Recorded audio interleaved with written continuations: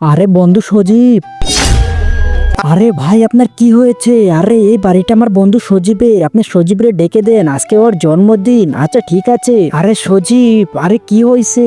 আরে ওই দেখ তোর বন্ধু। আরে বন্ধু এই সজীব ওখানে দাঁড়া, আমি আসতাছি। আজকে যদি তুই তোর বন্ধুর গায়ে হাত দিয়েছিস তাহলে কিন্তু তোর খবর আছে। কিন্তু বাবা ও তো বিপদে আছে, আরে যা হবার হইতে দে, তুই আগে ভিতরে চ। আচ্ছা বাবা তাহলে তুমি শোনো, যখন তুমি অসুস্থ ছিলে, আরে বাবা, আরে আঙ্কেল আপনি কোথায়? আরে বাবা আমি তো কাজে ব্যস্ত আছি, আমি যেতে পারবো না তোমার বাবার কাছে। আরে কি বলেন, বাবা তো অনেক অসুস্থ। হ্যালো ফুফু, আরে বাপরে এর কাছে তো ফোনই ঢুকতাছে না। হ্যালো বন্ধু কোথায় তুই? আমার বাবার অনেক অসুস্থ, তাড়াতাড়ি আমাদের বাসায় চলে আয়। আরে বন্ধু আঙ্কেল তো অনেক অসুস্থ, এখানে অপেক্ষা করলে হবে না, আমার বাইকে করে চল হসপিটালে নিয়ে যা। কিন্তু তার আগে বন্ধুরা নিচে থাকা এই সাবস্ক্রাইব বাটনটা ক্লিক করে দাও, তাহলে তোমার বাবা মা অনেক বছর বেঁচে থাকবে। এবং তোমরা যদি লাইক সাবস্ক্রাইব করো তাহলে আমি দোয়া করে দেবো তোমাদের মনের আশার জন্য সবগুলো পূরণ হয়।